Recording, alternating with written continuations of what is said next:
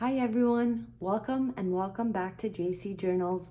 I'm Rita and I'm going to show you how to fix the white side of your scrapbooking paper by turning it into double-sided cardstock. We will be using our trusted double-sided web adhesive, and I want to show you some examples of the work that I've already done. These were all one-sided scrapbooking paper. And you might say to yourself, well, Rita, just go out there and buy yourself some double-sided cardstock. Let me tell you, where I live, I cannot find any paper pads that are double-sided. And the rare time that I do find a paper pad that's double-sided, there's about 30 pages in it and it's so expensive. So I figured, why go out and spend so much money when I can make my own double-sided cardstock? And I just have a few more examples here. And these were all single-sided. There's this one and the last one. Okay, everyone, let me get my ironing board ready and we'll get started. Before I get my ironing board ready, I need to cut out a piece of the double-sided web adhesive, and I've already went ahead and took out 2 pieces of scrapbooking paper that match out of my vintage paper pad. And the thickness for this paper is 90 grams. I have another paper pad that's cardstock, and the thickness of this paper is 180 grams. So putting 2 of these together will give us our cardstock. Now, because I've already taken these out of the paper pad, I want to check for the direction of the grain. You want to make sure the direction of the grain is the same on both sides of paper. So the way to do that is to just bend it, and we're looking for the resistance and how big the bend is. So the direction is running this way. This one is easy to tell because the paper itself is directional. So we know that. We'll put an arrow this way so that we know that's the top. And with this one, okay, there's resistance there and less resistance, and the bend is smaller. So the direction of the grain is going this way. We'll mark that also. And you can start with whichever one you want. What I'm going to do now is add just a little bit of this glue to the 4 corners, just so that it holds down the web adhesive while I cut it.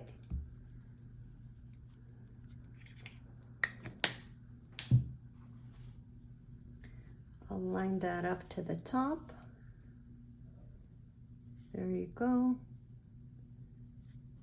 And just press down, and just make sure that you're not pulling on this. You're just flattening it out. Because if you pull on it, it'll pull the paper back, and we don't want that.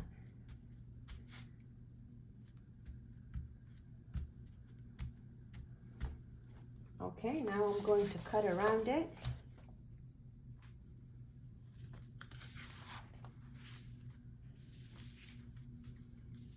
So I'll get this side first.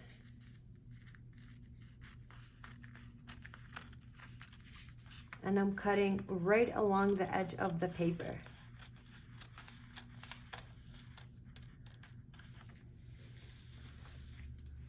Turn this around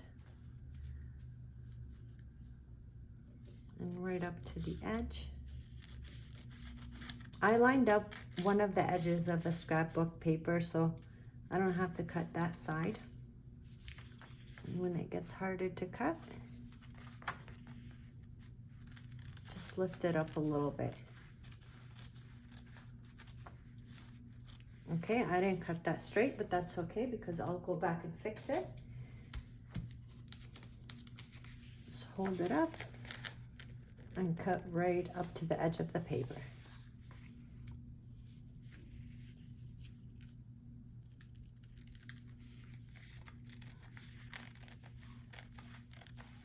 And there we go. Okay, now I need my ironing board, so give me a minute. I'll get my ironing board and I'll be right back. Okay, so I've got the piece with the double-sided web adhesive on it, and my arrow is pointing this way. So I'll grab my other piece with my arrow pointing up and lay it down on top. And all you want to do is try to get it as together as possible. That looks pretty good. And also, it helps if you can put a glove on, because we'll be needing to turn it around quickly and it'll be very hot. So I'm going to start in the middle, and I'll just place my iron down to make sure that it gets bonded in the middle, because once the metal gets bonded, nothing is moving after that.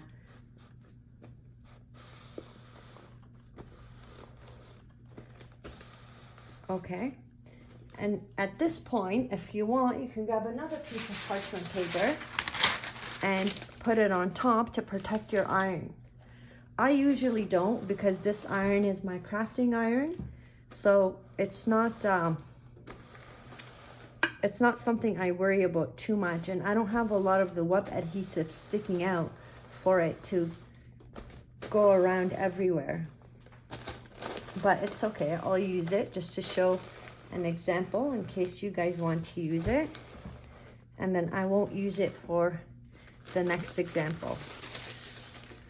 I'm going to do one with the 180 grams paper weight with the 90 gram paper weight, just to show you the difference.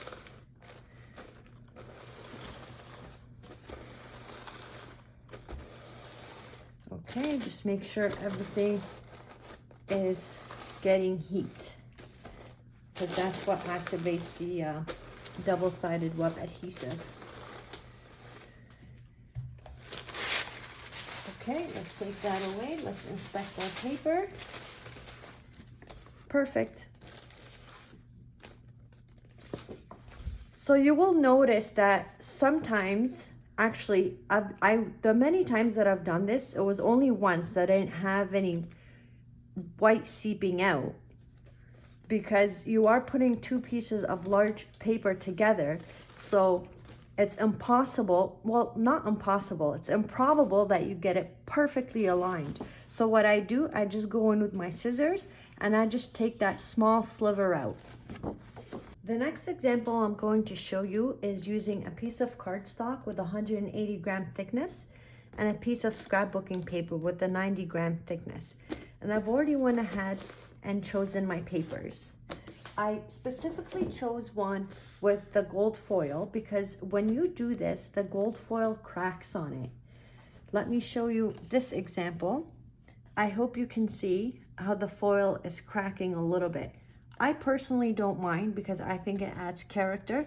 If that's something you don't like doing, just don't use paper that has the gold foil on it. So let me get this prepared with cutting the double-sided web adhesive, and I'll be right back. I've went ahead and cut a piece of the double-sided web adhesive to the size of my scrapbooking paper. When you're using scrapbooking paper that has the foil, when you iron, don't iron on the foil side. Iron on the other side, it just cracks it less. So let me get my glove on and my other piece. And I've got both my arrows facing up, so this will be going this way. Get that as straight as possible.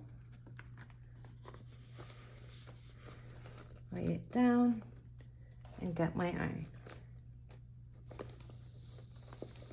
I'm going to start in the middle, make sure that the middle is bonded, and it's already starting to bond.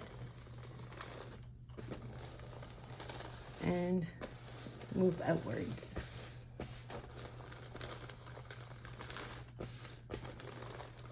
I am applying a little bit of pressure with my iron just to make sure everything is pressed down.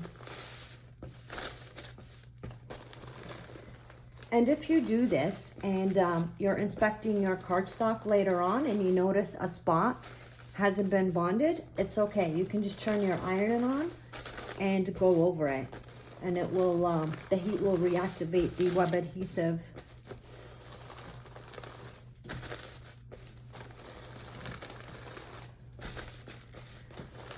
Okay, let me inspect it. That's looking very good. Perfect. Do you see how it cracked the foil a little bit? But like I said, I don't mind because I think it gives it character. So this is the first example that we did. We added 290 grams thickness of paper, which gave us 180. And this one is 180 plus 90, which gives us 270. So it is a little bit thicker, but it's still doable. And you can go ahead and you can fold these, you can sew on them. They'll work perfect.